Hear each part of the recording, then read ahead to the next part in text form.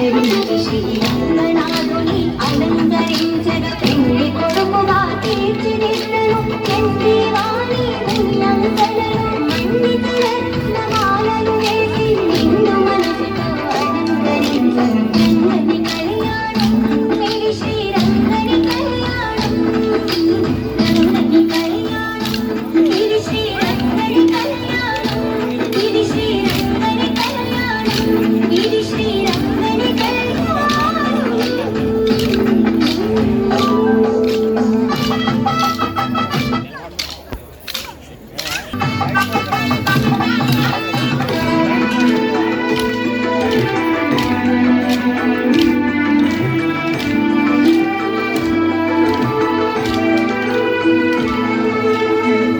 ఋషులు తమ సరములు